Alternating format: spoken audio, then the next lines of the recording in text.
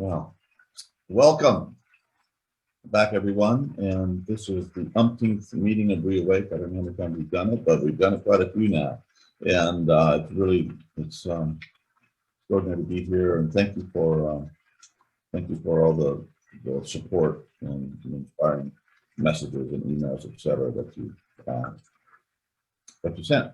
And really good to be here again. And today we've been working through PMP, a Profound Meditation Program 3.0, which is it's like a flagship product. It has 17 tracks and it's just awesome. You could work with these 17 tracks for years.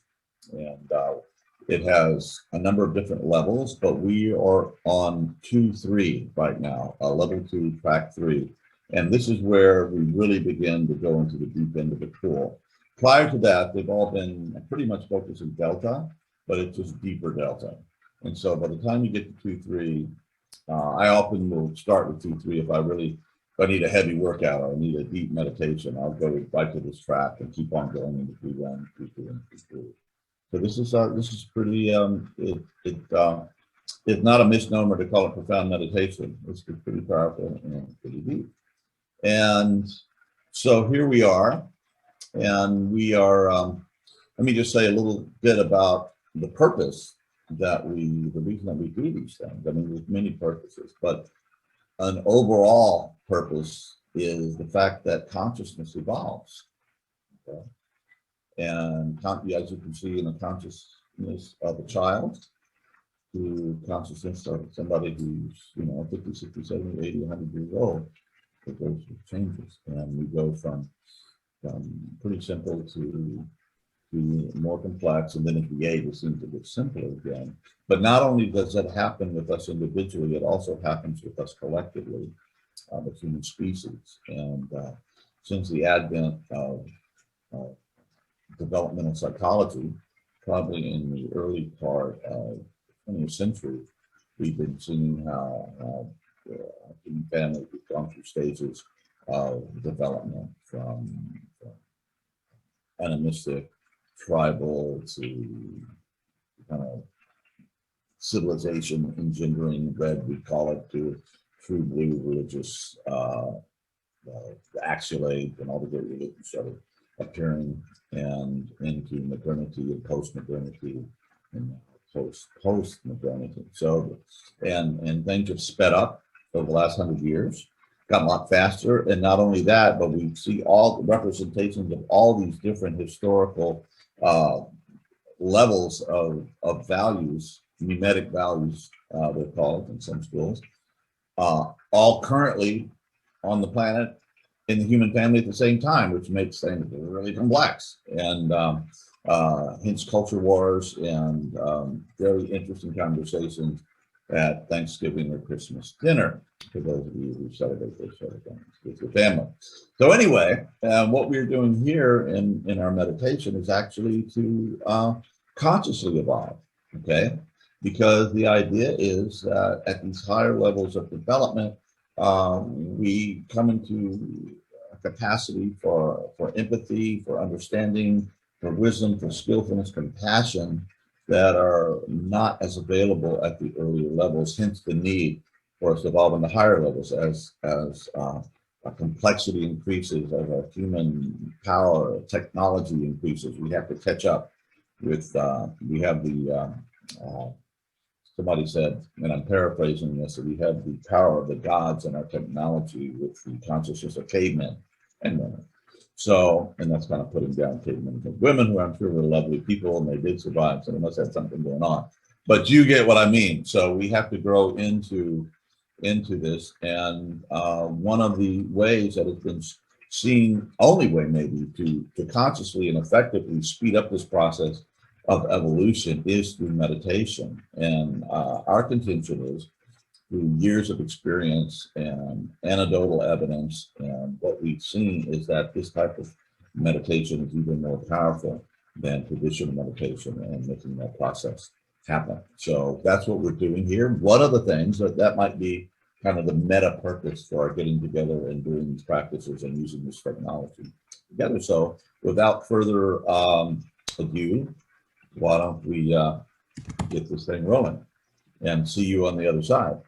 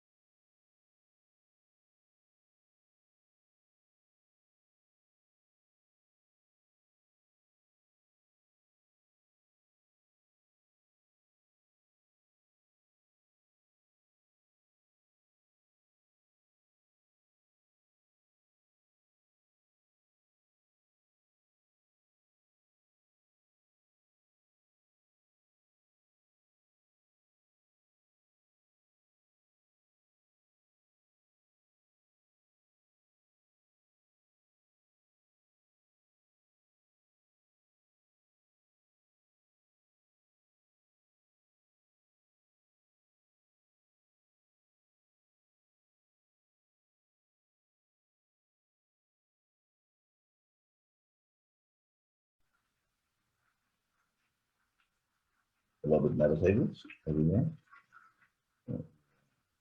all here together.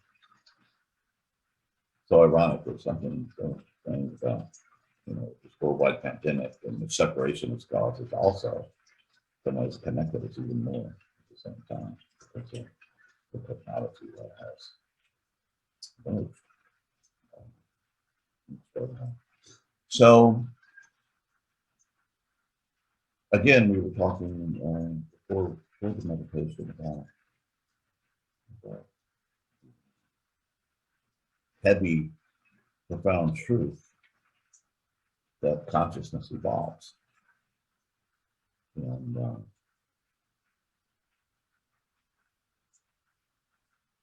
it came to me as we were meditating. One of the kind of the truisms that's come out of the integral emergence is that the four things that we're here to do, which I've often, for a while I was engaging people and said, I want to tell you the meaning of life.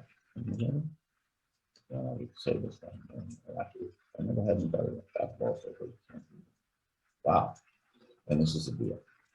And I talked about this before. Somebody may be rolling their eyes at this so much, but it is a powerful central truth. The more we look into something, the more it reveals yourself. Washington Carver said that the great African American scientist inventor. And my wife pointed out to me, he didn't invent peanut butter. It really hurt because I studied he had, but he did invent a bunch of things to do with peanut butter. Or with peanuts, rather, not with peanut butter. Anyway, that's another subject, but he was asked how he'd come up with all these great innovative breakthroughs. And he said, well, because if you give yourself to something, an object, interest, with great love and focus, it will begin to reveal itself to you. Almost as if you're in a relationship, not as if you are, but you're in a relational relation with the object of your inquiry.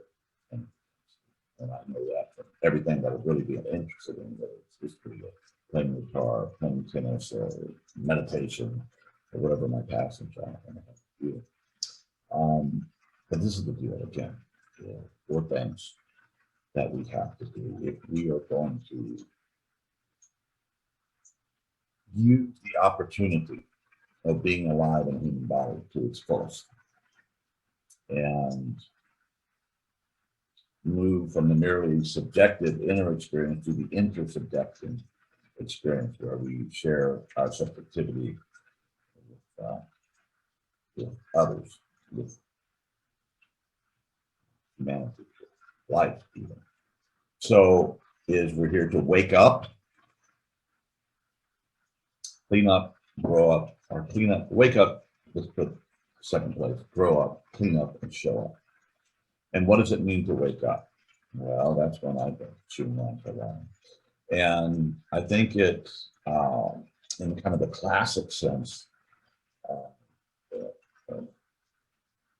from Eastern tradition past, or maybe in the esoteric Western school, definitely found it there, is to realize who you are, who and what you are at the deepest level, the grounded being. That which you are is unborn, it doesn't die.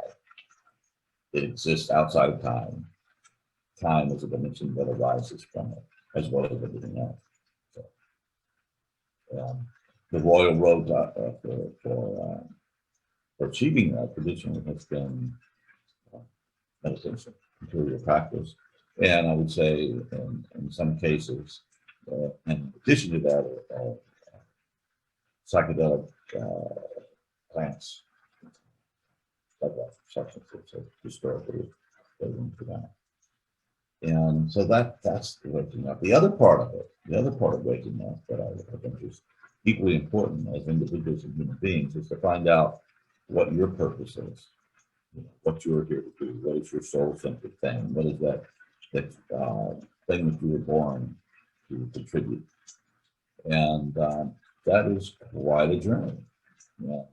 Sometimes it takes us years. Sometimes I think some old souls, like young people, just kind of get it.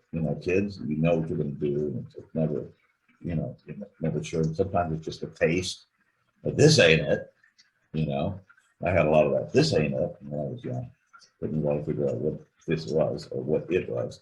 And when you find that's very, very important, and I don't think that we can truly achieve optimal, happiness, peace, effectiveness, motivation, understanding, unless we figure that out. And once we kind of figure that out and we get that, whatever means that we do to do that, then kind of we can organize and see things differently, and we can understand the tragedies of life and the victories and all the complexity of it all, how all fits together.